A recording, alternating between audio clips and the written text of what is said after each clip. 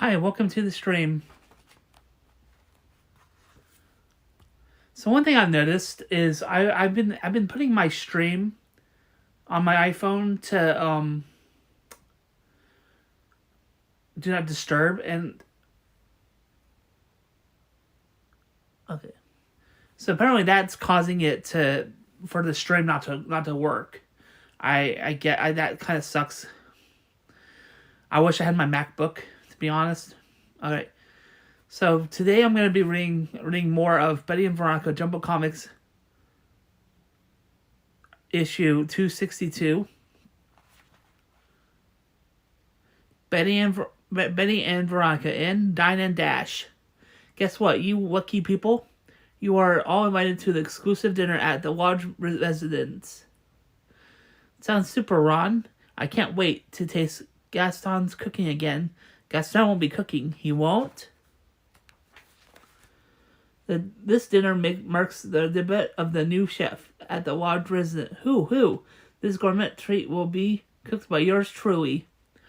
Gulp. Yeah, you're cooking? A girl on your social status shouldn't be in the kitchen. He's right, Ron. Cooking is for servants. You shouldn't. Enough. I will be the greatest chef since Blackbeard. I'll see you all at 6 p.m. Sunday. Blackbeard? Wasn't he a pirate? I'd better walk the plank than eat Ron's cooking. Or this may be high treason, but go on. I think I know the way we can save Ron's ego and our stomachs. Wait on us, girl. The next day of the party. Quick this way. Did you get the cookbook? Take this to the copy machine in the study. Hurry before she misses it. Do you need any help? So far, so good, Mr. Lodge. I love my little girl, but I feel it my duty to help save her friends. Here's the recipe. To the gardener's cottage, Gaston is waiting. To the market, we need chives, parsley, something for dessert. Here is the list. Where is this apron? Start chopping the vegetables. A little later, Miss Veronica, if you wish to freshen up, I will tidy up in here. Thank you, Smithers. Quick, kids, bring the food to the kitchen. Throw this stuff down the chute. I'll keep watch for Veronica. Abe, this isn't even chicken kive. It's chicken divan. Yuck. Such more of a less that is. Oh my gosh, look here. Judd copied the wrong page. What do we do now? Just play along. If she says it's great, she won't care what it tastes like. She's coming. Come on, you guys. Around to the front. Darling, I was tasting your food. Did you like it, Daddy? Simply divine. Ding dong. Chomp. They must be our guests now. Great chicken divan, Ron. Scrumptious. The best. Thank you. Because it tastes like chicken Kiev. Betty's diary. To TV or not to TV? Dear diary, I've come to the realization that my strong attraction to a TV can be most harmful. Like take that what happens to me this morning as I was preparing to go to school. I was eating breakfast and engrossed in TV as usual. But do you realize that what time it is? Oh my gosh, I'm going to be late. Because of TV's distraction, I was running way behind schedule. In my haste to exit, I didn't see the mailman coming up the walk. I guess he didn't see me either. Our collision made me even later. I arrived at school bus stop just in time to miss my bus. But the next vehicle didn't miss me. I was soaked and miserable. Surely I realized nothing worse could happen to me. I was wrong. You're right, Betty. You'll have to report to detention after school. In my haste to make the school bus, I had forgotten to bring my assignment. Betty, I can't believe you forgot to bring your homework. To make matters even worse, Archie asked me to meet him after school for sodas. I had to explain I couldn't make it because of detention. Naturally, Archie invited someone else to go with him to Pop's. I was utterly dejected as I returned home. All my misfortune were brought on me by my compulsion to watch TV. I decided to bake some fudge brownies, which always put me in a good mood. When I heard my mother laughing uproariously in the next room, she was watching the Johnny Jeffrey show. I could see why she was laughing. The program was hilarious. So anyway, I detected a burning odor from the kitchen. Once again, I was undone by my fatal attraction to TV. Which is why I'm writing all this down. I'm really down on TV and all the ways it can make life miserable. Ding dong. Hi, Betty. Hi, Archie. What brings you here? Something is wrong with my DVD player. I thought maybe we could play this movie on your set. Of course, you can. We can, Archie. Oh gosh, Betty, I already did dig watching TV with you. Sigh, it is nice and cozy here, just the two of us, isn't it, Archie? Dear diary, like I was saying, I'm really up on TV and all the ways it can make life absolutely wonderful. That's like a whole 160, I think. I might be using that word wrong. Betty and Veronica in Never Trust a Man. I'm telling you, Betty, Monica's friend's cousin's girlfriend saw him at a movie in Hopkins City with a girl. Veronica, Hopkins City is 75 miles away. It couldn't possibly have been Archie. Really? How does Monica's girlfriend know Archie? My reputation, I assume. She described him perfectly. He had red hair, and the girl called him Charlie. Charlie? You don't think he used his right name, do you? Give me strength. This is proof. It's enough for me. Ronnie, you'd be jealous of your own mother. Gasp. When did you take her out? Oh wait, when did he take her out? Ron, your jealous is sickening. I'm going to prove to you that Archie is not a cheat. How? I'm going to shadow him and give you a full report on his activities. Never have I seen such insane jealousy. There he is. Now, if she were jealous of Jughead, I could understand it. But how can he really do any serious cheating with Fido lapping at his heels every minute? He's just as I told Ronnie. He's as innocent as a newborn babe. Arch, why do you suppose Betty is following us like that? I can guess. She's the latest in the series of watchdogs of my trusting girlfriend, Ronnie. But I always thought Ronnie trusted you. But as far as she can throw she can throw Moose. But as long as we have a shadow, let's make it interesting for her. Follow the leader, eh? And gasp. She's like climbing all over the place. Puff, puff. I was right. He's absolutely blameless. Nuts, but blameless. I've been on his tail all day. He's never been out of my sight. Nothing, absolutely nothing. That Not one girl. Understand? Not even one. No, yes, I understand. I understand perfectly. You talked me into staying home, twiddling my thumbs, while you're out having a ball with my boyfriend. That's pretty funny. Betty and Veronica in Quiz Fizz. Here's a quiz that reveals how well you know your best friend. Take it, Betty. I want to see if you know me, the real me. Question 1. How neat is your best friend? I'd have to say answer D. At times she can be quite untidy. Betty, I'm neat to a point. Why, just look at the way I insist Fifi clean up my room.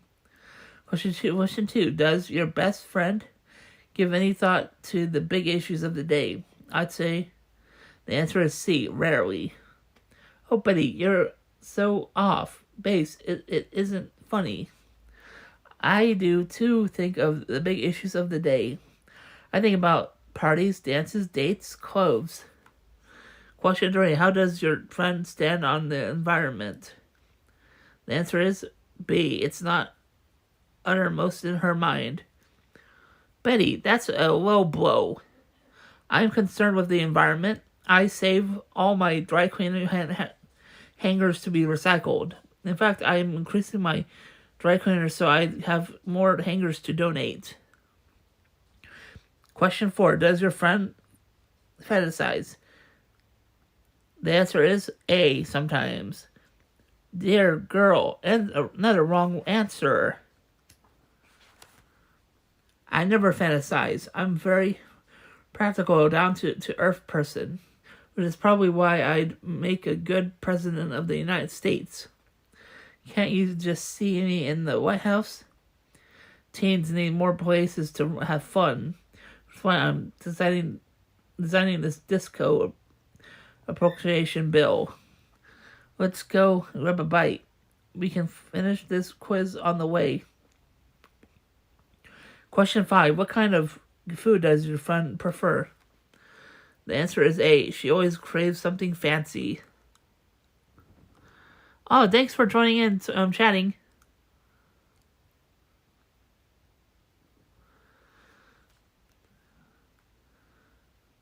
Oh, Betty, you're impossible. Everyone knows I crave only simple fare. Medocio? Oh, and sometimes it was frizz, so was plate. See what could be more simple than an ordinary hot dog. Honestly, Betty, I'm amazed we're such good friends. I can see you don't know me at all. Oh, she knows her pretty well. Betty in, ring my chimes. Ding dong. Rave on calling. Betty, you're selling rave on products. May I step in? Have a demonstration? Or what doll face? Gee, I'd like to help you, Betty, but I'm tapped out. I got money, baby, but I'm not in a buying mood. We rare on ladies don't take no for an answer. Now you take your men's hairspray. I don't mind taking it. It's buying it I object to. And a little worse of this and hey, you came back and I'm glad that you did. Irresistible, huh? Would I kid you? What was that? Okay. Now, if you doesn't arouse enough passion, we'd have turned on our latest men's cologne. I'm sold. Hey, let him up. I said I'm sold. Don't rush me. I'll take a large bottle of the hair gunk. I knew you would. And that jazzy cologne. Not that I need it. Of course. Why take chances? Sniff, sniff. Man, that's great. Now to go. overpower Veronica. Phew, something powerfully pungent just passed. Do you suppose he's hiding something? Notice anything different, Smithers? A boy named Sue. Good heavens. Out. I'm not going to be seen with any boy who smells prettier than I do.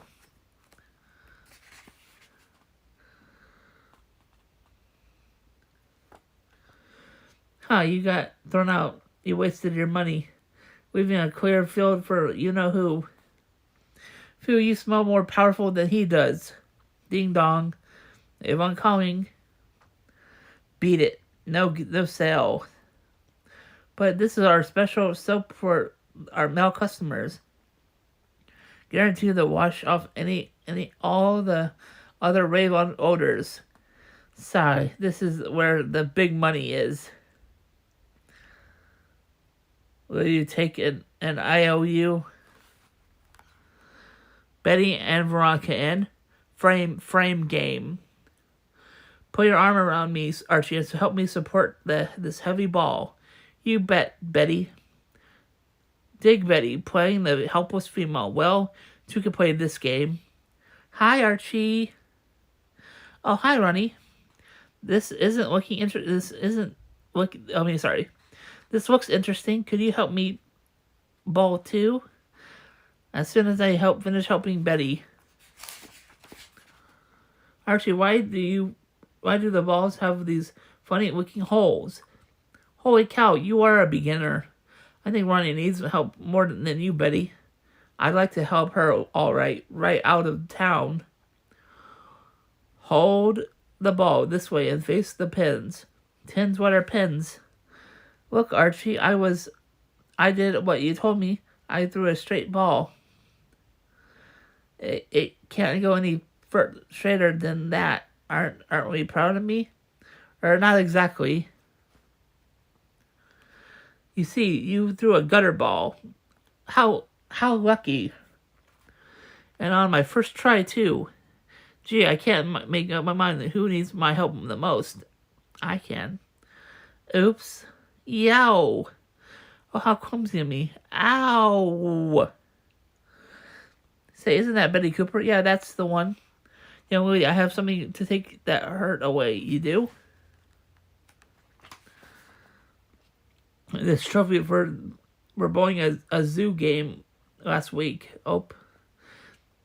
So you're the outrageous phony, and all the time you put in that you couldn't bowl. Has something for you too, Miss Lodge, huh? The Super Gold Trophy for capturing the women's singles the other night. Hemph.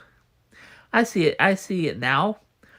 Both of you pretended you couldn't bowl so you could get your laughs at my expense. Well, I don't dig people playing me for a fool. Go find yourself another mediocre bowler to make fun of. Archie, come back. We weren't playing you for a fool. We did it so we could spend our time with you. Really? Yes. Is there some way we can make it up to you? Come thinking of it, there is. Let's go back. You can both teach me how to bowl.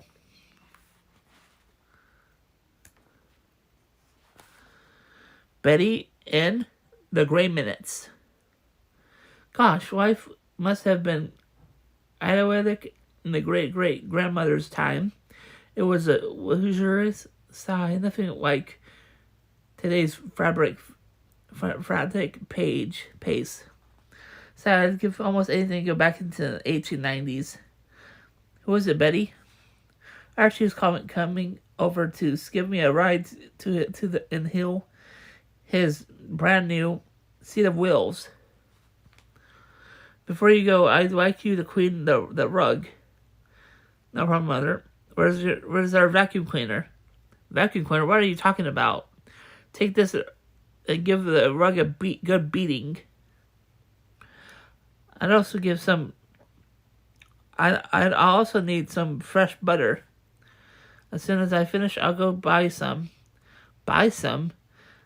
Land's sakes, where do you get your exaggerated notions?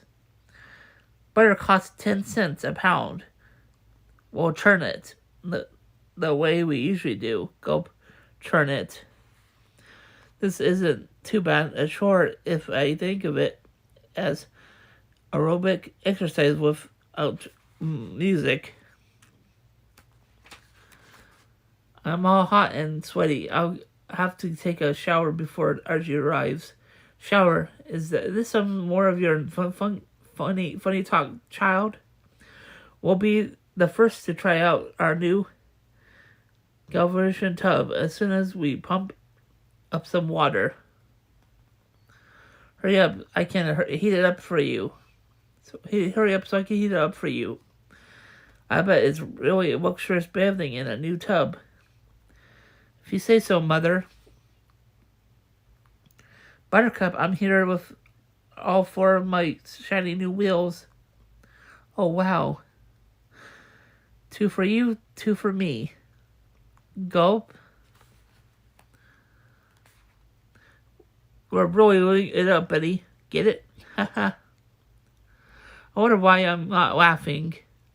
I thought you were coming by an automobile.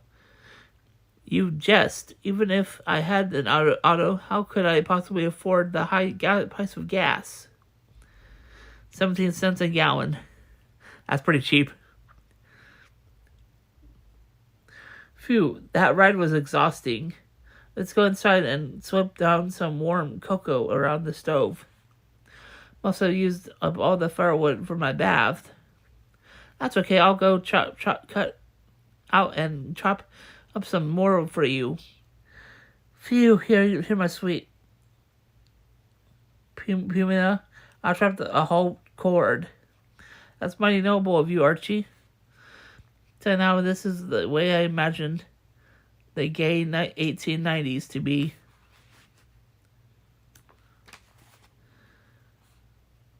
Put your arm around me, Archie. It sure is romantic being with you. Yawn. All the cycling and shopping has made me more kind of yawn drowsy. Snore. Yawn. Wake up, dear. Archie is here to take you out. Huh? Now look at all the traffic today. Life nowadays is sure hectic and nerve-wracking. Yes, sorry, and I wouldn't want it any other way. That is true. We live in a great time period. It could have been worse for us. So, good advice there. Except where you are in life, you can't change anything, and it's better not to live in the past. All right, Betty and Veronica in A Tale of Two Papers. Let's do something different and start this story off where it ends for a chance. A D plus? I got a D on my report? An A? Oh wow, I can't believe it. Weird, huh? Looks like this story not going to end like it normally does. If we want to see how we got here, though, I'll have to be back up to for you a bit. It all began with Miss Grundy's assigning a report on a certain subject. Gardening, with all due respect, Miss Grundy. You've got to be kidding. This is writing class, not botany 101. That's exactly why I'm assigning the topic. A good writer can take even a subject that bores them to tears and make it interesting to the others. Here are several suggestions for the theme of your paper. Pick one and develop it well. You have 2 full weeks to work on it. She could give me 2 full centuries. I still wouldn't be able to come up with anything. Gardening is boring. I don't think so. Of course you don't. You were born with dirt under your fingers. If you like writing about it so much, you can write my paper for me. Uh-oh, sorry, you're on your own. Want to go to the library with me to start researching for it? You can be the grade grind. I'm going to drown my sorrows in a chocolate malt at Pops. Suit yourself? I feel sorry for Veronica. This subject was practically made for me. This is one subject I don't have any trouble working on. Famous last words. Later, Veronica arrives home. Dear, what's wrong? Oh, I got stuck with a boring topic for my report. It wouldn't bother me, except it's a good part of the grade this quarter. Where's Daddykins? In the greenhouse again.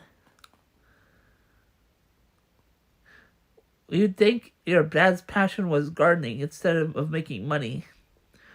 Boing. Daddy, Daddykins, Daddy, dearest. No, you can't travel to Paris to buy your hand lotion.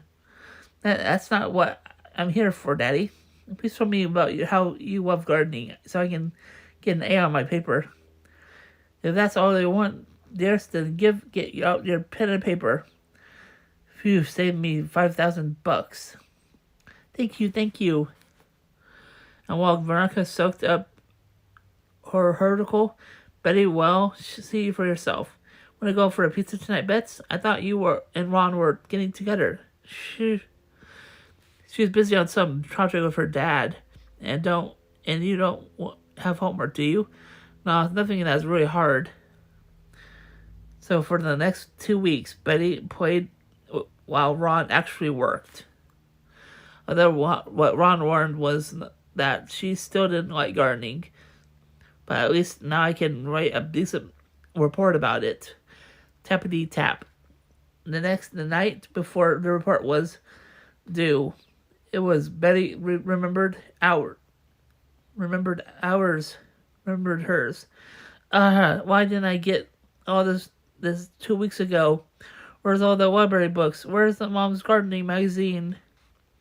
The end result of paper, of course, was a rushed out, hurried paper written into the wee hours. Betty, aren't you in bed yet? Jan, I just one more paragraph, Mom. Now, if you were a comic book, school would be closed for repairs. Somebody could have more time to report in her report. I'm saved. Well, it is a comic book, but I'm afraid things aren't going to wrap up that nicely. Like I said before, the turn of events in this story will end up differently. This story wind up differently. A D plus. I got a D on my report. An A. I can't believe it. It just goes to show you what awful things can happen when you procrastinate. Oh my gosh, look at the calendar. I'm a week away getting this trip to the Archie Comics. I got 5 minutes to get to the post office before it closes. I hope I have money for stamps, and there'd better be gas in the tank. Oh well. The end. Oh, oof. So I believe tomorrow we might finish this book. So I was reading Archie, Betty and Veronica Jumbo Comics issue 262. Alright, so we're going to end this stream by saying Cat Peach and Cat Rosaline are saying, bless me with tons of money. Subscribe to my YouTube channel. Support me on my Patreon page, Anime Tire Tunes. You can get a chance at $10